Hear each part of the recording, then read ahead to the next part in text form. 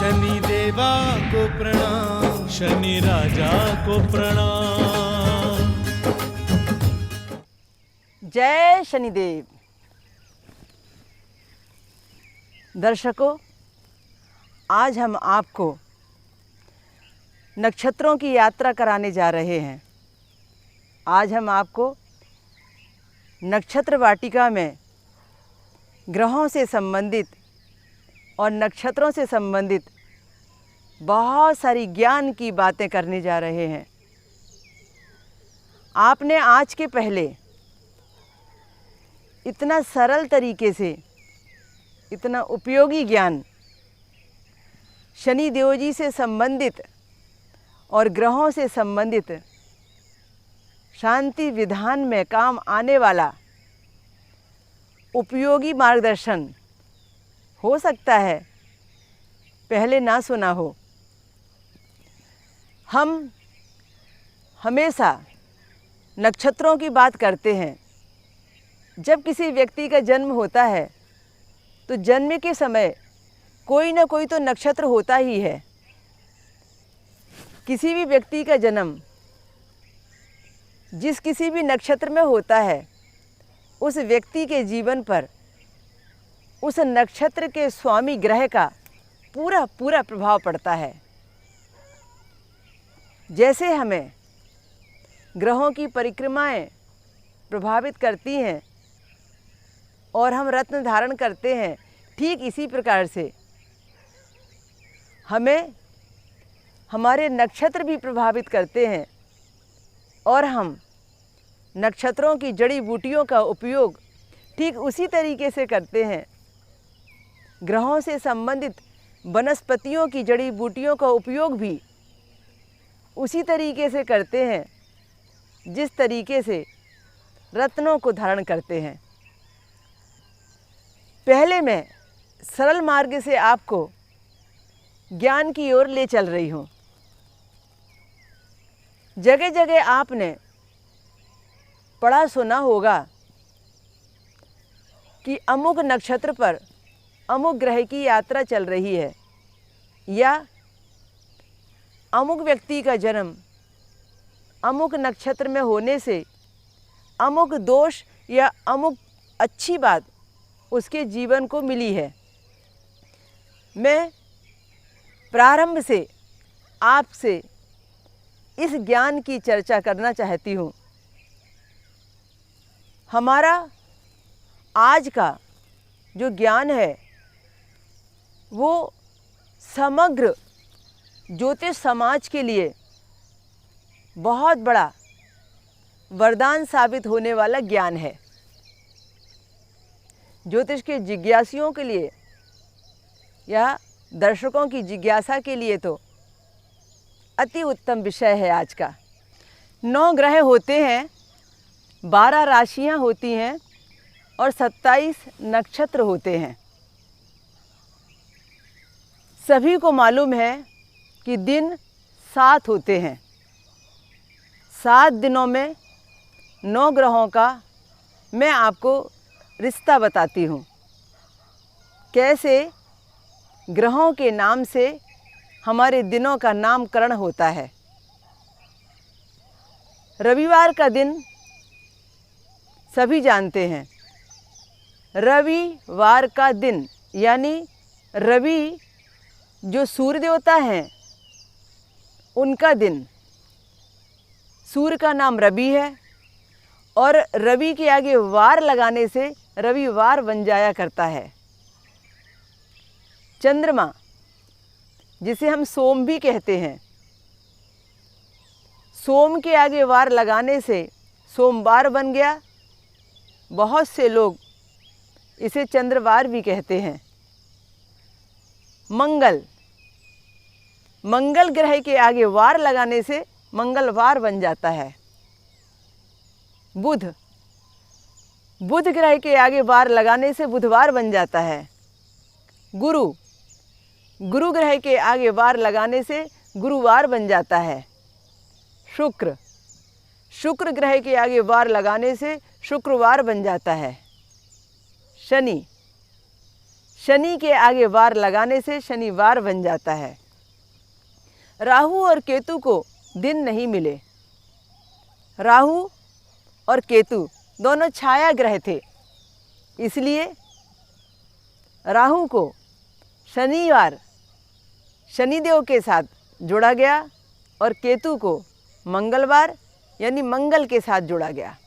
पर ये ग्रह जो थे वो बराबर के अधिकारी थे, पर दिन हमारे साथ थे, ग्रह हमारे 9 थे। भले ही ये छाया ग्रह थे, हमने इनको पूरी तरह एस्ट्रोलॉजी में मान दिया है। 9 ग्रह आपने समझे। यदि आप 7 दिनों के नाम बचपन से जानते हैं तो 9 ग्रहों के नाम याद रखने में अब कहाँ मुश्किल होने वाली है। रवि ग्रह, सोम ग्रह, मंगल ग्रह, बुध ग्रह, शुक्र ग्रह, शनि ग्रह, राहु और केतु। अब 9 ग्रहों को 12 राशियों में विभाजन करते हैं, क्योंकि हम आज शनि आश्रम औरंगाबाद महाराष्ट्र की नक्षत्र वाटिका में नवग्रह से संबंधित वृक्षों के बीच नवग्रह वाटिका में बैठकर ज्ञान चर्चा कर रहे हैं। इसलिए आज हम 9 ग्रहों के साथ 12 राशियों से संबंधित बातें और ग्रहों से संबंधित नक्षत्र और उनकी वनस्पतियों के बारे में ज्ञान की चर्चा करेंगे। 9 ग्रह से संबंधित जो राशियां हैं, या यूँ कहूँ कि 12 राशियों को जो 9 ग्रहों में बांटा गया, वो सरल तरीके से समझिए। अब ग्रह तो 9 थे, राशियां 12 थीं। जैसे मैंने आपको अभी अभी बताया कि राहु और केतु छाया ग्रह हैं। जैसे उनको दिन का विभाजन नहीं मिला, ठीक इसी प्रकार से राशि का विभाजन भी उनको नहीं मिला। न राहु की एक भी राशि है, न केतु की एक भी राशि है। अब 9 में से जब 2 कम हो जाते हैं तो बचे होते हैं 7। अब ग्रह तो 7 हैं और राशियां कितनी हैं? राशियां हैं 12। यदि हम एक ग्रह को एक राशि देते हैं तो फिर 7 का विभाजन 7 राशियों में कैसे होगा? यदि हम 12 राशियों को 2-2 ग्रह का संबंध जोड़ते हैं तो भी पूरा नहीं पड़ता। यानी 12 राशियां हैं तो हम 2 राशि भी एक ग्रह को नहीं दे सकते, क्योंकि उसके लिए तो हमें 12 की जगह 14 की आवश्यकता पड़ेगी। तो विभाजन कैसे किया? इस विश्व ब्रह्मांड में चमकने वाले सूर्य देवता, जो सृष्टि का उत्पादन, जो सृष्टि का संचालन, जो सृष्टि में अन्न धन उपजाते हैं, जो सृष्टि में जीवन देते हैं, जो सृष्टि के पालक हैं, सूर्य देवता से हमारा जीवन है। वे सूर्य देवता एक छत्र, एक ही राशि के स्वामी चुने गए। चंद्रमा देवता जो हमारे मन मस्तिष्क के स्वामी हैं, हमारा बुद्धि और विवेक देखते हैं,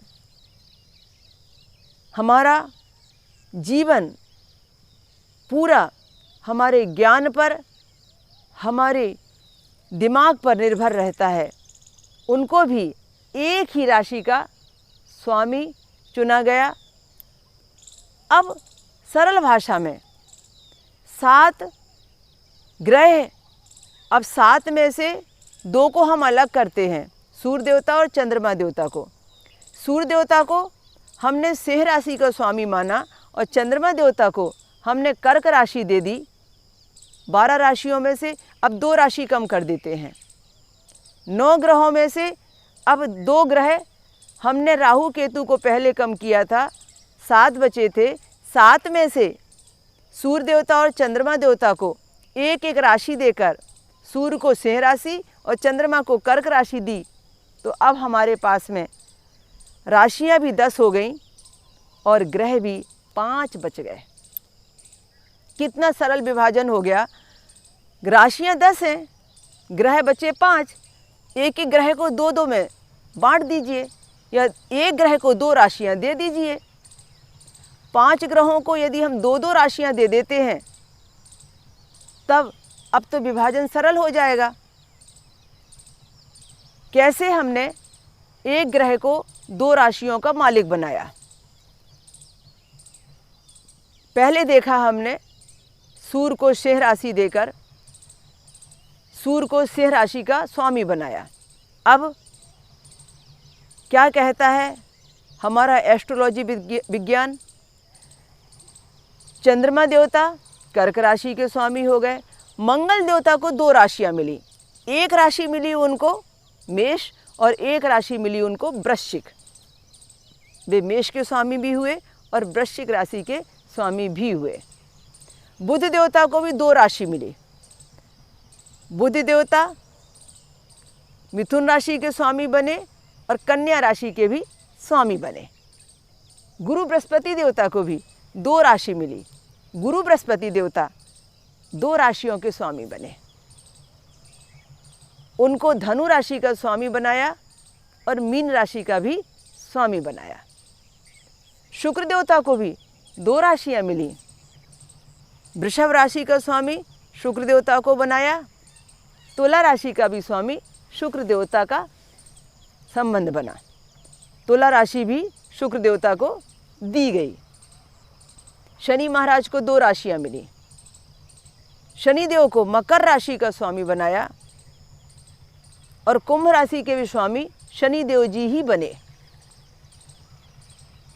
इस तरीके से ये जो बची हुई 10 राशियां थीं, ये 10 राशियां अब 5 ग्रहों को दे दी गई। 9 ग्रह हुए, फिर से हम रिवीजन करते हैं। 12 राशियां हुई। राहु केतु 2 ग्रह हटाकर 7 ग्रह बच गए। 12 राशियां थीं।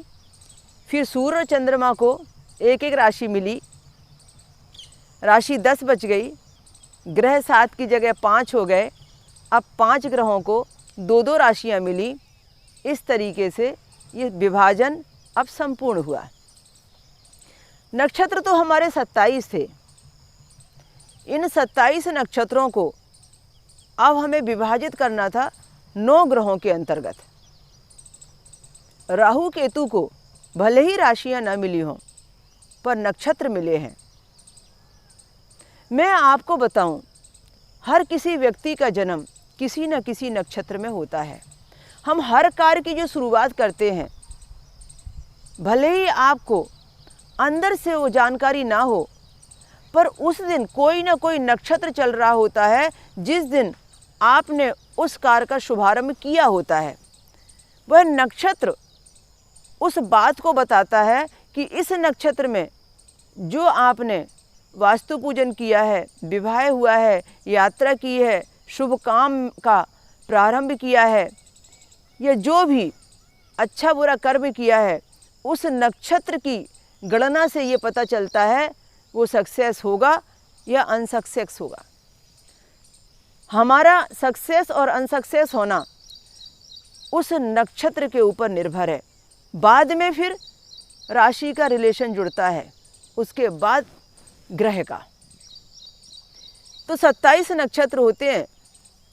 इन 27 नक्षत्रों को 9 ग्रहों में बांटा गया। स्वाभाविक है, हम एक ग्रह को यदि 3 नक्षत्र देते हैं तो 27 नक्षत्र बड़े आराम से बढ़ जाते हैं। 9 × 27, एक एक ग्रह को 3-3 नक्षत्र दिए गए।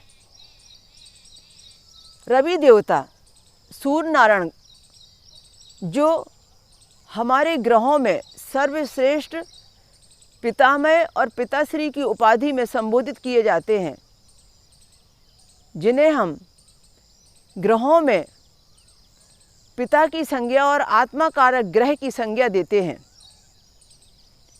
सूर्य ग्रह, उनको 3 नक्षत्र मिले। सूर्य देवता का पहला नक्षत्र मिला कृत्तिका। कृत्तिका में यदि किसी का जन्म हुआ है तो हम कहते हैं कि सूर्य के नक्षत्र में उसको जन्म मिला है। दूसरा सूर्य का नक्षत्र है उत्तराषाढ़ा। उत्तराषाढ़ा नक्षत्र में यदि किसी को जन्म मिला है तो हम कहते हैं उस व्यक्ति को सूर्य के नक्षत्र में जन्म मिला है। इसी तरीके से उत्तरा फाल्गुनी, ये भी सूर्य का नक्षत्र है। तो ये जो सूर्य के नक्षत्र हैं, इन सूर्य के नक्षत्रों में जो जन्म लेता है व्यक्ति, जन्मते ही उसे सूर्य देवता की 7 वर्ष की महादशा प्रारंभ होती है। जन्मते ही सूर्य की महादशा प्रारंभ होने के कारण उस व्यक्ति का व्यक्तित्व सूर्य प्रधान हो जाता है उस नक्षत्र के प्रभाव से। नक्षत्र के अंतर्गत ही नाम छुपे हुए हैं।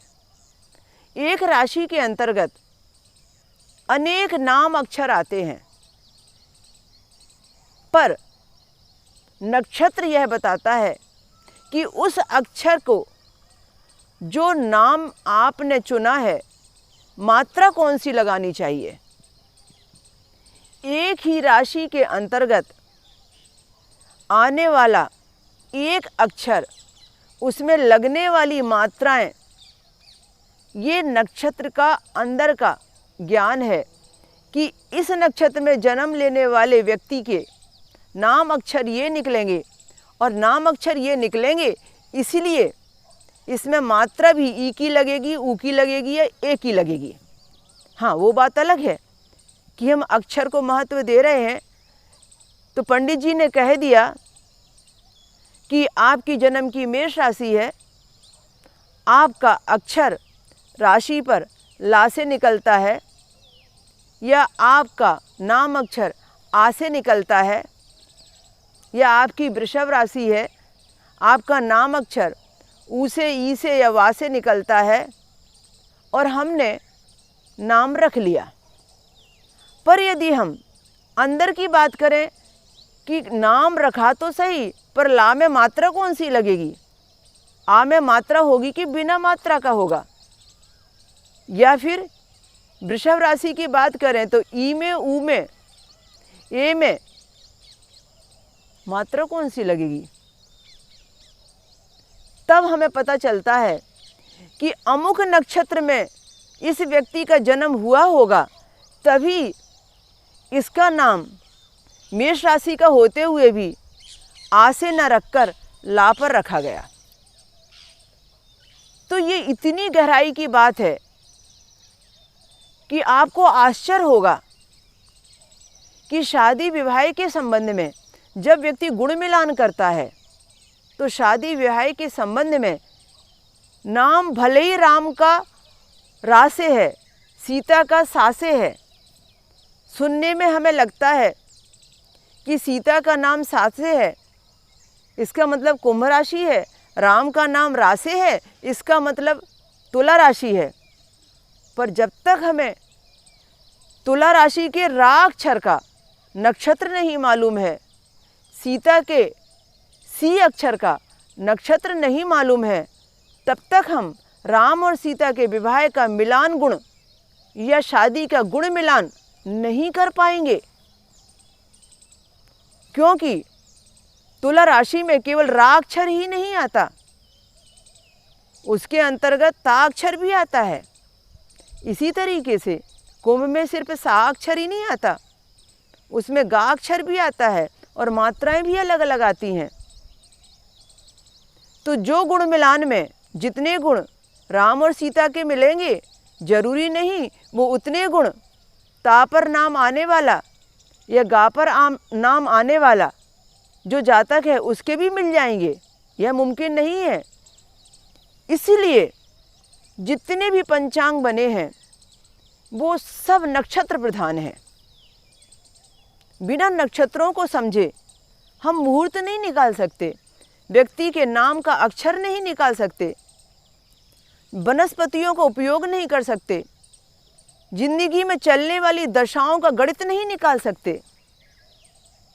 नक्षत्र ना पता हो तो राशि से आप ये नहीं कह सकते कि उस व्यक्ति को कौन से ग्रह की महादशा चालू है। यह तो नक्षत्र ही बताएगा कौन से ग्रह की दशा चालू है और कितने सालों की चालू है। तो देखिए कितना बड़ा रहस्य और कितना गूढ़ ज्ञान, कितना दुर्लभ और कठिन और कितने सरल तरीके से आप प्राप्त कर रहे हैं। इसीलिए लोग नक्षत्र वाटिका बनाते हैं, इसीलिए लोग नवग्रह वाटिका बनाते हैं। उनके पौधे, उनकी वनस्पतियां लगाकर उनके पौधे और वनस्पतियों का उपयोग विभिन्न प्रकार से करते हैं।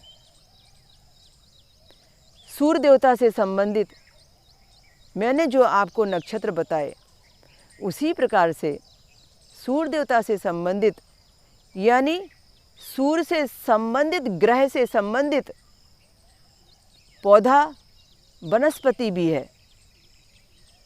इसी तरीके से जो मैंने नक्षत्र बताए उस नक्षत्र से संबंधित भी वनस्पतियां हैं, यानी 27 नक्षत्रों की 27 वनस्पतियां हैं और उनके अलग अलग फायदे भी हैं। 9 ग्रहों से संबंधित 9 वनस्पतियां हैं और ऐसा ही नहीं, उनके साथ सहायक वनस्पतियां भी हैं। और कहीं ये वनस्पति नहीं मिल रही है तो ये वनस्पति मिल सकती है और लोग उसका लाभ उठाते हैं। मैं बात कर रही थी आपसे नक्षत्रों की। हमने सूर्य के नक्षत्र की चर्चा की, जिसका जो स्वभाव है वह नक्षत्र से लेता है और नक्षत्र की स्थिति चरणों में बटी होती है। प्रत्येक नक्षत्र में 4 चरण हुआ करते हैं या एक नक्षत्र 4 विभाग में बटा होता है। 4 विभाग में जो नक्षत्र बटा होता है वह नक्षत्र किसी किसी राशि में पूरा आ जाता है और किसी राशि में उसके 1 चरण भी हो सकते हैं, 2 भी हो सकते हैं, 3 भी हो सकते हैं। यही कारण है कि किसी नक्षत्र के 4 चरण में से 2 चरण एक राशि में चले गए, 2 चरण दूसरी राशि में चले गए, तो उस राशि का संबंध अलग अलग नक्षत्रों से हो जाता है। फिर मैं आपको सरल करती हूँ और सरल करके समझाने की कोशिश करती हूँ। जैसे हमने 9 ग्रहों में 27 नक्षत्रों का विभाजन किया, उसी तरीके से एक एक नक्षत्र में 4 विभाजन होते हैं, यानी एक नक्षत्र के 4 भाग होते हैं। 4 चरणों में एक नक्षत्र बटा होता है और हर चरण में अलग नाम अक्षर होता है। किसी में ऊ की मात्रा किसी अक्षर पर, उसी अक्षर पर दूसरे चरण में ए की मात्रा, फिर उसी अक्षर पर तीसरे चरण में फिर छोटी या बड़ी ई की मात्रा। इस तरीके से वो 4 चरणों में बटा होता है। प्रत्येक राशि के अंतर्गत सिर्फ हम 9 ही चरण ले सकते हैं। जब हम प्रत्येक राशि के अंतर्गत 9 ही चरण लेते हैं तो कहा गया है कि 2.25 नक्षत्र की एक राशि होती है, यानी एक राशि के अंदर 2.25 नक्षत्र होते हैं। 2.25 नक्षत्र एक राशि के अंदर होते हैं, इसलिए जो 12 राशियां हैं उनको 27 नक्षत्र बड़े आराम से मिल जाते हैं, क्योंकि 24 नक्षत्र नहीं है जो 12 राशियों को 2-2 दे दिए जाएं या 2-2 हो जाएं। यदि 24 होते तो एक राशि को 2 हो जाते, या एक राशि 2 नक्षत्र की स्वामिनी हो जाती, पर वो तो थे 27, इसलिए 2.25 नक्षत्र मिला। 4 चरण और उसके बाद में फिर एक और, तो 9 चरण मिले, तो 2.25 नक्षत्र हुए। तो इस तरीके से आपने नक्षत्र को समझा। सूर्य की तरह चंद्रमा के भी 3 नक्षत्र होते हैं। हस्त नक्षत्र आपने बहुत नाम सुना होगा, श्रवण नक्षत्र आपने नाम सुना होगा, और रोहिणी नक्षत्र, जिस रोहिणी नक्षत्र में भगवान श्री कृष्ण का जन्म हुआ था। तो दर्शकों, आज हमने आपको शनि आश्रम औरंगाबाद की अपनी नक्षत्र वाटिका में, नवग्रह वाटिका में, अपने उद्यान में ये ज्ञान देना प्रारंभ करके इसकी श्रृंखला को आगे ले जाने के लिए लगातार प्रयास कर रहे हैं। आपको आगे और बहुत सारी जानकारियाँ ऐसी ही मिलने वाली हैं। आज हमने सूर्य के नक्षत्र पर काम किया, आगे हम सारे ग्रहों के नक्षत्रों पर इसी तरीके से ज्ञान चर्चा चालू रखेंगे। हर शनिवार को आप इसी समय पर पुनः इस ज्ञान चर्चा में शामिल होंगे। आप चाहें तो बहुत सारा एस्ट्रोलॉजिकल ज्ञान, ज्योतिष चर्चा, ज्योतिष प्रशिक्षण, बहुत सारा आध्यात्मिक चिकित्सा का ज्ञान, बहुत सारा आपकी समस्याओं के संबंध में जुड़ा हुआ समाधान, शनिदेव से संबंधित तमाम प्रश्नों के जवाब भी आप हमारे श्री शनि आश्रम औरंगाबाद महाराष्ट्र के YouTube चैनल पर, शनि शादी का विवाहश्री वाले YouTube चैनल पर प्राप्त कर सकते हैं। इंस्टाग्राम को भी फॉलो कर सकते हैं और शनि आश्रम महाराष्ट्र की वेबसाइट का भी लाभ उठा सकते हैं।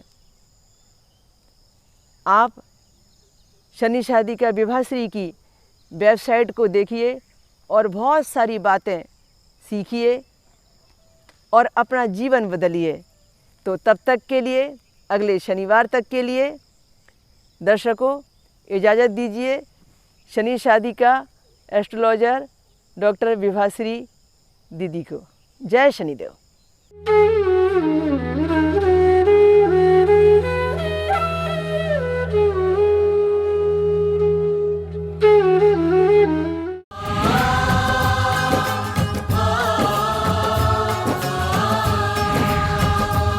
शनि देवा को प्रणाम, शनि राजा को प्रणाम।